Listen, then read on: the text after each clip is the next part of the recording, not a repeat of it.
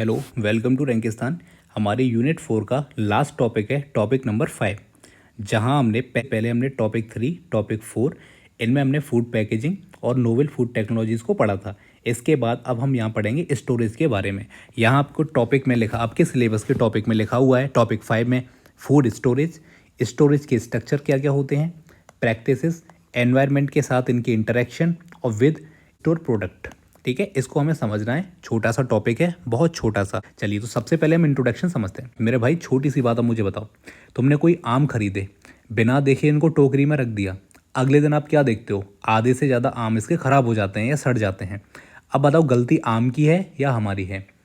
तो मेरे भाई, हमारी ही है ना, क्योंकि हमने उनको सही तरीके से स्टोर नहीं किया, और स्टोर करने से पहले हमने ये चेक नहीं किया कि इसमें से सारे के सारे सही हैं या कोई इनमें पहले से ख़राब है। अगर कोई ख़राब है तो ऑब्वियसली वो सारे के सारे जितने भी आम हैं उनको ख़राब कर देगा। अब ये किसी भी खाने के प्रोडक्ट के साथ हो सकता है, हमने एग्जाम्पल के लिए केवल आम लिया। ठीक है, देखिए, आलू की फसल होती है, मैंगो का सीज़न आता है, ये सारी की सारी चीज़ें, सब्जियों के सीज़न आते हैं। तो ये जब आते हैं तब इनकी संख्या ज़्यादा हो जाती है, मात्रा ज़्यादा हो जाती है, तभी हमें सस्ते मिलते हैं मार्केट में। लेकिन ये हर एनवायरनमेंट में, हर मौसम में तो नहीं उगाए जा सकते हैं। इनका फिक्स एटमॉस्फेयर होता है, फिक्स इनका एनवायरनमेंट होता है। तो अब सारे साल हमें, तो पूरे साल इनको खाने के लिए स्टोरेज करना बहुत ज़रूरी हो जाता है। ठीक है, तो फूड स्टोरेज का मतलब है खाना या फिर अनाज, इसको ऐसी जगह रखना कि वो लंबे समय तक अच्छा रहे, सुरक्षित रहे, स्वादिष्ट बना रहे, ख़राब ना हो, उसके अंदर जो न्यूट्रिशंस हैं वो ख़राब उसके ना हो, कम ना हो। ठीक है, जैसे एग्जांपल के लिए, आम आप महीने से 2 महीने ही खाते हो। अब देखो, इस मैंगो को या तो फ्रूट स्टोरेज रहते हैं, कोल्ड फ्रूट्स के कोल्ड स्टोरेजेस रहते हैं, वहाँ पे हम इनको रखें, या फिर मम्मी के पास एक आइडिया होता है कि इसका अचार बना दें, अचार बना के इसको प्रॉपर तरीके से पैक करके रख दें, जिससे पूरे साल भर ये चलेगा। ठीक है, दूध है, उसको फ्रिज में रख देते हैं, स्टोरेज कर देते हैं, जिससे कि ख़राब ना हो, है ना। और अगर उसको बचाना है तो उसका दही जमा दो, तो और ज़्यादा दिन तक चलेगा। और ज़्यादा अगर आपको चलाना है तो उसका घी निकाल लो, घी तो और भी ज़्यादा दिनों तक चलता है कि नहीं। ऐसे इनके तरीके रहते हैं, लेकिन मेनली हमें इनको स्टोरेज करना है, इसमें यहाँ पे पढ़ना है। ठीक है, तो हमने पढ़ लिया इसका इंट्रोडक्शन के भोजन को भंडारण करने की प्रक्रिया ऐसी है जहाँ पे खाना सुरक्षित रहे और पूरे साल भर हमारे पास उपलब्ध रहे। ठीक है, चलिए अब हम पढ़ते हैं सेकंड हमारा पॉइंट है, जिसमें लिखा है ऑब्जेक्टिव्स और फूड स्टोरेज। क्यों करना है भैया ऐसा? सबसे पहला है इसकी क्वालिटी बनी रहे, क्वालिटी में इसका टेस्ट अच्छा रहे, टेक्सचर हो, इसकी अरोमा यानी इसकी खुशबू, और देखने में भी लगना चाहिए कि भैया ये आम रखा था, आम ही उसमें से निकला है। ठीक है, कुछ और ही उसकी शक्ल न बन जाए। तो पहली चीज़ ये हमें मेंटेन करके रखना है। सेकंड चीज़, कीड़े मकोड़े चूहे, इनसे हमको, इंसेक्ट से, रोडेंट्स, माइक्रो ऑर्गेनिज्म, इनसे हमको बचा करके रखना है खाने को। क्योंकि आपको पता है, अगर आपने अनाज रख दिया और वहाँ पे चूहे पहुँच गए तो एक तो वो गंदगी करते हैं, दूसरा उसको काट देते हैं, तो सारा अनाज, अगर मान के चलिए कि स्टोरेज में आपने 2 तरह का अनाज भरा है तो वो आपस में मिक्स हो जाता है। ठीक है, ख़राब कर देते हैं उसको। थर्ड है हमारा minimise quantities losses weight loss shrinkage. ठीक है, अब देखो, सबसे कम, अब आपको पता होना चाहिए कि अगर आपने जैसे अनाज को जब निकाला, अनाज को सीधा खेतों से निकाला और आपने उनको पैकेट्स में भर दिया, अब पैकेट्स को भर के आपने उसको रख दिया, है ना। अगर आपने इसको खुले में रख दिया या अपने घर में रख लिया तो इसका जो वजन है ना, मान के चलिए यहाँ पे 52 kg आपने रखा, तो याद रखना 3 से 4 महीने बाद ही आपको 50 kg का मिलेगा, और भी इससे ज़्यादा कम हो सकता है, इसको प्रॉपर स्टोरेज ना किया गया। ठीक है, तो इसका वजन कम ना हो, ये सारी चीज़ें हमें ध्यान रखना रहता है। ठीक है, इसके न्यूट्रिशन वैल्यू इसकी सही बनी रहे, इसका लेवल अच्छा रहे, इसके अलावा पूरे साल भर फूड की सप्लाई रहे, ये सारी चीज़ें हमको यहाँ पे बेटा ध्यान रखनी रहती हैं। सोचो, अगर आलू एक हफ्ते में ही ख़राब हो जाते तो साल भर ना तो आप चिप्स खा पाते, ना समोसे खा पाते, ना उसकी भजिया खा पाते। समझ रहे हो ना मेरी बात? तो इसीलिए हमको ये ज़रूरी है, ये हमने ऑब्जेक्टिव्स पढ़े हैं कि क्या ज़रूरत पड़ गई ऐसी हमको कि भोजन भंडारण करना ज़रूरी पड़ गया और इसको पढ़ना हमारे लिए ज़रूरी पड़ गया। ठीक है, चलिए, तो हमें यहाँ पे as a food safety officer आपको इतना याद रखना है कि खाने को याद रखना, फूड सेफ्टी ऑफिसर्स का ये भी काम रहता है कि जो बड़े बड़े सरकारी वेयर हाउसेस रहते हैं उनकी चेकिंग के लिए भी इनको जाना रहता है कि वहाँ प्रॉपर तरीके से रूल्स रेगुलेशंस के अकॉर्डिंग खाने को स्टोरेज किया जा रहा है कि नहीं। क्योंकि अगर खाना ख़राब हो गया तो सरकार को नुकसान होगा, और दूसरा, बहुत सारे लोग भूखे भी मारे जाएंगे। ठीक है, चलिए, तो अब थर्ड हमारा पॉइंट है फैक्टर्स अफेक्टिंग फूड स्टोरेज। कौन कौन सी वो चीज़ें हैं जो भोजन के भंडारण को प्रभावित करती हैं, ख़राब कर देती हैं वो खाने को। ठीक है, तो सबसे पहला है मेरे भाई टेम्परेचर, यानी कि तापमान। गर्मियों में जो दूध है 1 दिन में ही ख़राब हो जाता है, और वहीं जब सर्दियाँ आ जाती हैं तो 2 से 3 दिन तक ख़राब नहीं होता है, नॉर्मल अगर हम चीज़ों को करें तब, है ना। इसके अलावा बाकी तो जब आप इसको फ्रिज में रख देंगे तब तो वो चीज़ें अलग बदल जाएंगी, लेकिन मैं नॉर्मल कंडीशंस की बात कर रहा हूँ, ठीक है। इसमें आपको याद इतनी चीज़ रखनी है कि अगर टेम्परेचर ज़्यादा है तो ये खाने को ख़राब जल्दी कर देगा, और वहीं अगर टेम्परेचर कम है तो ये खाने को इसकी सेल्फ लाइफ को बढ़ा देगा। यानी कि जो माइक्रोब्स होते हैं उनकी गतिविधि रहती है, उनका जो ग्रोथ करने का जो पूरा एक ग्राफ रहता है उसको ये धीमा कर देता है, इसकी वजह से खाना बच जाता है, ठीक है। तो सबसे पहले हमको टेम्परेचर को मेंटेन करना रहता है जहाँ भी हम इसको स्टोरेज कर रहे हैं, ठीक है। सेकेंड नंबर पर आ जाता है ह्यूमिडिटी। ह्यूमिडिटी यानी आर्द्रता यानी कि नमी, ठीक है। अगर हाई ह्यूमिडिटी होगी तो वहाँ पे फंगस लग जाएगा, आपको ये पता ही होगा, फफूंदी लग जाएगी यानी फंगस लग जाएगा, ये चीज़ हमको याद रखनी है। लेकिन ये अगर देखो वाटर की क्वांटिटी ज़्यादा होगी यानी कि इसमें ह्यूमिडिटी की मात्रा ज़्यादा होगी तब तो इसमें फंगस लग जाएगा, फफूंदी लग जाएगी। लेकिन अगर इसमें वाटर की क्वांटिटी बिल्कुल ही कम कर दी, आपने उठा उसको धूप में रख दिया तो उसका वेट लॉस हो जाएगा। आपने जो चीज़ों को अपने स्टोर करके रखा है उसका पूरा का पूरा पल्प ही उसका सूख जाएगा, ठीक है। और उसकी जो ताजगी है वो उसकी कम हो जाएगी। तो इसीलिए आपको क्या करना है, आपको ह्यूमिडिटी को भी ध्यान रखना है कि न तो बहुत ज़्यादा हो और न ही बहुत ज़्यादा कम हो, ठीक है। सेकेंड नंबर पे ऑक्सीजन। आपको पता है कि अगर ऑक्सीजन ज़्यादा होगी तो ऑक्सीडेशन हो जाएगा, रेंसिडिटी हो जाएगी, ये खासकर होती है फैट्स में, ऑयल्स में, ठीक है। लेकिन वहीं अगर ऑक्सीजन कम हो गई तो अनएरोबिक जो बैक्टीरिया रहते हैं वो इसमें पनप जाएंगे, जो मैंने आपको बताया था क्लोस्ट्रीडियम बोtulinum। ऑक्सीजन की अनुपस्थिति में वो पनप जाते हैं, वो ग्रोथ कर जाते हैं, ठीक है। तब हमको क्या करना है, ऑक्सीजन को भी मेंटेन करना है। समझ रहे हो ना मेरी बात। ये हम कहाँ पढ़ रहे हैं, जहाँ पे भोजन को स्टोरेज करके रखा जाता है वहाँ पे हम ये बात कर रहे हैं, ठीक है। थर्ड और उसके बाद नेक्स्ट है हमारा लाइट। विटामिन जो हैं उनकी हानि हो जाती है, विटामिन लॉस हो जाता है इसमें, किसकी वजह से, लाइट की वजह से। डिसकलरेशन हो जाता है, आपने देखा हो खाने का, अनाज का कलर बदल जाएगा अगर बहुत ज़्यादा लाइट में, प्रकाश में उसको रख दोगे, और रेंसिडिटी हो जाएगी, स्मेल आने लग जाती है, ठीक है, बासीपन का ये कारण बन जाता है। तो ये आपको लाइट का भी याद रखना है। स्टोरेज का ड्यूरेशन हमें याद रखना है, जितना ज़्यादा समय उतना ज़्यादा स्पॉइलेज, ये आप याद रखेंगे। यानी अवधि जितनी ज़्यादा अधिक होगी उतना ही ज़्यादा स्पॉइलेज होने का खतरा होगा, इसलिए आपको प्रॉपर तरीके से देखना है कि कितने समय तक हम इसको रख सकते हैं, ठीक है। ऐसा तो है नहीं कि आपने स्टोरेज थोड़ा सा पढ़ लिया और स्टोरेज वगैरह करना सीख लिया तो खाने को आप आज रखिए और 10-20 साल तक चलता ही रहेगा, ऐसा नहीं होता है, ख़राब हो ही जाता है अंततः वो। इसके बाद जो पेस्ट्स रहते हैं, कीट्स रहते हैं, इंसेक्ट्स, रोडेंट्स, मोल्ड्स, ये खाने को ख़राब कर देते हैं, तो इनको हमें नुकसान पहुंचाने से बचाना है, ठीक है, खाने को। चलिए जी, तो इतना आपने पढ़ लिया। अब इसके बाद पढ़ते हैं कि स्टोरेज के स्ट्रक्चर कैसे हैं। तो हमने अभी तक क्या पढ़ा, स्टोरेज, ये फूड स्टोरेज क्या होता है, परिचय देखा, फूड स्टोरेज के ऑब्जेक्टिव्स देखे, क्यों ज़रूरत पड़ती है, कौन कौन सी चीज़ें हैं जो खाने के स्टोरेज को प्रभावित करती हैं, उनको हमने देखा, जैसे temperature, humidity, oxygen, light, storage का ड्यूरेशन और कीट पतंगे, ये होते हैं ये। इसके बाद अब हमारा नेक्स्ट पॉइंट है स्टोरेज के स्ट्रक्चर, भंडारण की संरचनाएं। अब यहाँ पे एक तो पढ़ेंगे हम एंशियंट टाइम में क्या करते थे, और एक हम देखेंगे कि मॉडर्न टाइम में अब हमारे पास क्या क्या तरीके हैं। ट्रेडिशनल स्ट्रक्चर सबसे पहले देखते हैं। गांव में दादी माँ कैसे अनाज को रखती थी, आपको पता है, मिट्टी के घड़े में, बांस की टोकरी में, अंडरग्राउंड गड्ढा बना दिया, उसमें रख दिया। फ़ायदा इसका ये होता था कि चीप होता था, सस्ता होता था, बहुत कोई टेक्नोलॉजी की ज़रूरत नहीं पड़ती थी, आसानी से हम इसको बना सकते थे घर पे ही। लेकिन इसका नुकसान ये होता था कि ज़्यादा नमी, स्पॉइलेज, जैसे बारिश के टाइम में नमी हो जाती थी, है ना, स्पॉइल ज़्यादा खाना हो जाता था उसकी वजह से, और चूहे जो कि खोद खाद के, काट पीट के, ये बांस की टोकरी, मिट्टी के घड़े, इनमें चूहे घुस जाते थे, ठीक है। यानी कि पुअर प्रोटेक्शन ये होती थी, इसी वजह से ये ज़्यादा प्रॉपर तरीके से काम के हमारे नहीं रहे। लेकिन फिर भी आज भी बहुत दूर दराज गाँव में आज भी इनको इस्तेमाल किया जाता है, ठीक है। पेस्टिसाइड वगैरह डाल देते हैं तो वो सारी चीज़ें चल जाती हैं अभी भी। इसके बाद अब हम नेक्स्ट करते हैं मॉडर्न स्ट्रक्चर, जो हमारे लिए काफ़ी ज़्यादा काम के हैं। अब देखो, शहरों में इतना सारा खाना कहाँ स्टोर किया जाएगा, इतने सारे लोग वहाँ पे तो रहते हैं, ठीक है। तो चलो, सबसे पहला होता है वेयर हाउसेस या गोदाम्स, है ना। एक तरह से बहुत बड़े बड़े कमरे होते हैं जी, एक तरह से, जहाँ पे सीरियल्स को, पल्सेस को रखा जाता है, ठीक है। सबसे पहली चीज़, ये वेंटिलेटेड होते हैं, जिनमें हवा का प्रॉपर तरीके से वेंटिलेटेड रहते हैं, अच्छी खासी हवादार ये कमरे होते हैं, ठीक है।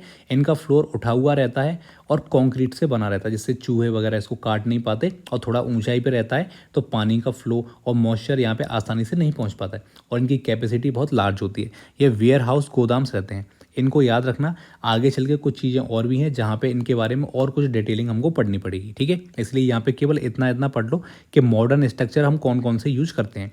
सेकंड नंबर है साइलो। साइलो क्या होता है मेरे भाई बताओ? बस से ट्रैवल करते समय, ट्रेन से ट्रैवल करते समय कई कई शहरों में आपने देखा होगा ऊंचे ऊंचे टावर जैसे बने होते हैं, ठीक है, स्टील जैसे। और आप सोचते हो कि इनमें क्या होता है, तो याद रखना ये ऊंचे ऊंचे टावर जैसे जो आपको देखते हैं इन्हीं को साइलो कहते हैं। इनमें लाखों किलो तक गेहूं को स्टोर किया जा सकता है। या तो ये कंक्रीट के बने होते हैं या स्टील के बने रहते हैं। इनके अंदर ह्यूमिडिटी और पेस्ट जो आपको पता है कीट, ये जा ही नहीं सकते। काफ़ी अच्छा है, इसमें कंट्रोल उसमें रखा जाता है, ठीक है। लार्ज स्केल पे इसमें स्टोर हम कर सकते हैं। एयर टाइट होते हैं, इनमें हवा तक नहीं जा सकती। बाकी कीट पतंगे तो क्या ही जाएंगे, हाइजेनिक काफ़ी होता है, इनको साइलो कहा जाता है, ठीक है। चलिए फिर है हमारा कोल्ड स्टोरेज। इसमें आप बताइए क्या है? ये फ्रूट्स के लिए, वेजिटेबल्स के लिए मेनली इसको यूज़ किया जाता है, और डेयरी प्रोडक्ट्स के लिए ये किया जाता है ना। जैसे आपने इनको बेसिकली सब्जी मंडियों के पास देखा होगा, कोई बड़ी सब्जी मंडी होगी तो वहाँ पे बहुत बड़े फ्रीजर्स होते हैं, उनमें इनको रखा जाता है, फ्रूट्स को, वेजीज़ को, मिल्क को, मीट को, इनको, ठीक है। चलिए नेक्स्ट हमारा कंट्रोल्ड एटमॉस्फेयर, ठीक है। इसमें मैंने आपको बताया ऑक्सीजन और CO2 का लेवल इसमें हम कंट्रोल करते हैं, ठीक है। इससे खाने की सेल्फ लाइफ को बढ़ाया जाता है। मैंने आपको बताया जैसे एप्पल है वो 6 से 8 महीने तक फ्रेश रहता है, इसी की वजह से तो रहता है। उसको पता है ऑक्सीजन की उपस्थिति में इसको ज़्यादा हम रखेंगे तो ऑक्सीडेशन हो जाएगा, ये ख़राब हो जाएगा, तो CO2 की उपस्थिति में उसको हम रख देते हैं। और इसी की वजह से इसमें जो एथिलीन वगैरह जो बनती है उसको भी इसमें कंट्रोल किया जाता है, ठीक है। चलिए इसके बाद आता है hermetic storage. Air tight bags होते हैं, ये एयर टाइट बैग्स होते हैं या फिर जार, मान लीजिए बैग भी हो सकते हैं और ये जार भी होते हैं, कंटेनर्स होते हैं ना। केमिकल फ्री, पेस्ट इसमें कंट्रोल होता है। स्पेशल बात इसकी ये, केमिकल फ्री इसमें पेस्ट कंट्रोल इसमें होता है, यानी कि ये कीट पतंगे जो हैं इनको इसमें आने से रोकने के लिए केमिकल इसमें नहीं डाला जाता है। ये एयर टाइट बैग्स या कंटेनर्स होते हैं और ये काफ़ी ज़्यादा बढ़िया होते हैं। हर्मिट स्टोरेज सबसे अच्छा ये माना जाता है, ठीक है। तो ये आप याद रखेंगे। तो इसमें एयर टाइट होगा बेटा तो ऑक्सीजन का लेवल ही इसमें कम होगा, तो ऑक्सीजन नहीं होगा तो ये कीट पतंगे जिनको ऑक्सीजन की ज़रूरत होती है जिंदा रहने के लिए, ग्रोथ करने के लिए, तो खुद से ही मर जाएंगे, ठीक है। तो हमारा लास्ट है रेफ्रिजरेटेड वेयर हाउसेस, शीतल गोदाम, है ना। ये मीट के लिए, फिश के लिए, फ्रोजन प्रोडक्ट्स के लिए, है ना, इनके लिए इसको यूज किया जाता है। ये प्राइवेट भी होते हैं, गवर्नमेंट भी होते हैं, ठीक है। चलिए अब हम देखते हैं स्टोरेज प्रैक्टिसेस, भंडारण की प्रथाएं। इनको हम एक बार देखते हैं क्या है।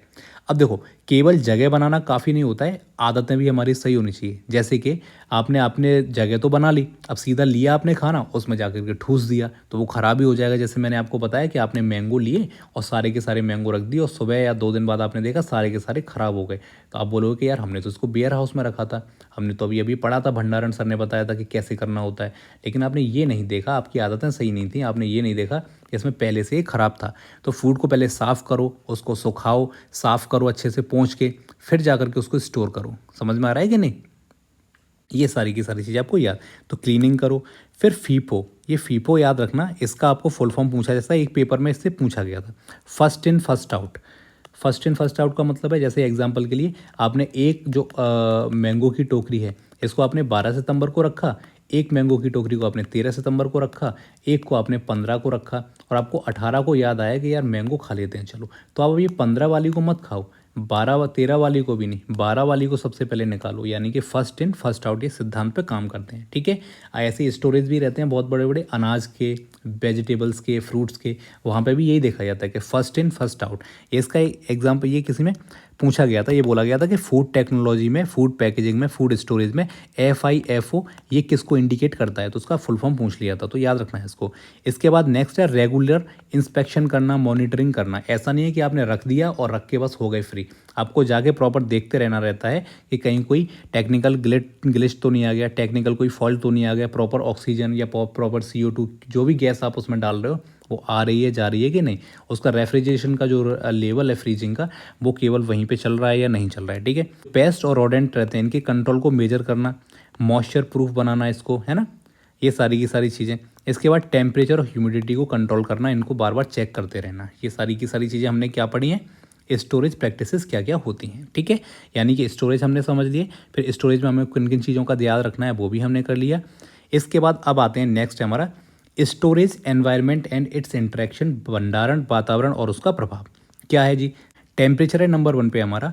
यहाँ पे आपको पता है अगर हाई टेम्परेचर होगा तो फास्टर स्पॉइलेज, यहाँ पे हिंदी में नहीं लिखा है वैसे ही मैं समझा दूंगा।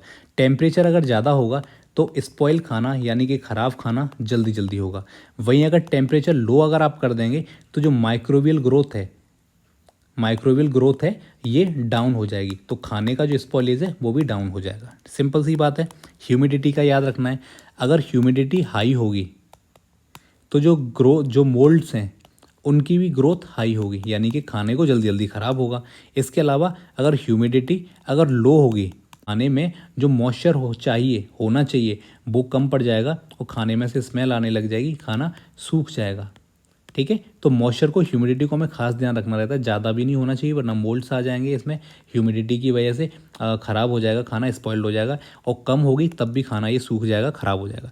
गैसेस का ध्यान रखना रहता है, ऑक्सीजन अगर ज़्यादा होगी तो रेंसिडिटी हो जाएगी, ऑक्सीडेशन हो जाएगा जिससे कि स्मेल आने लगेगी।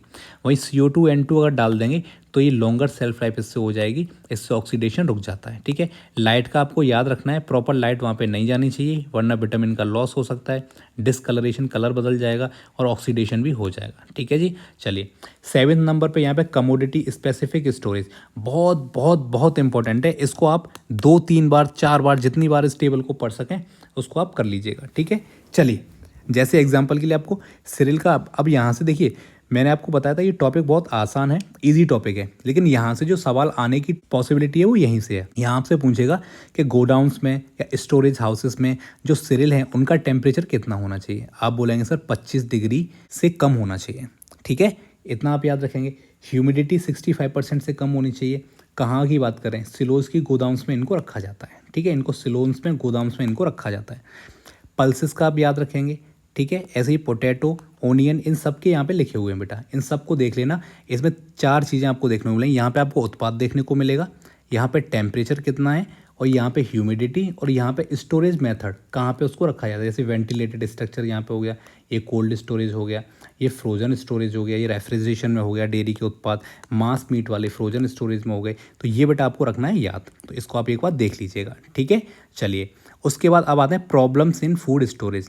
ये सब चीज़ें हम सीख गए, क्या क्या परेशानियाँ आती हैं। सिंपल है, कोई भी बता देगा। इंसेक्ट का इन्फेक्शन हो जाता है, रोडेंट अटैक, चूहों का हमला, मोल्ड, फंगल ग्रोथ हो जाती है जिससे माइकोटॉक्सिन ये जहर बन जाता है, बैक्टीरियल स्पॉइलेज है ना, बैक्टीरिया जीवाणु ये खराब कर देते हैं प्रोडक्ट्स को, साइकोलॉजिकल डिसऑर्डर, शारीरिक दोष हो जाता है, स्पाउटिंग, राउटिंग, ये किस में हो रहा है, हम में नहीं हो रहा है। जो प्रोडक्ट होगा, मान के चलिए पोटैटो है तो पोटैटो में खुद से ही स्पाउटिंग होने लग जाती है, और ये रॉटिंग उसमें हो जाती है, सड़ने लग जाता है। ठीक है, 6 नंबर पे यहाँ पे देखें आप, केमिकल चेंजेस हो जाते हैं।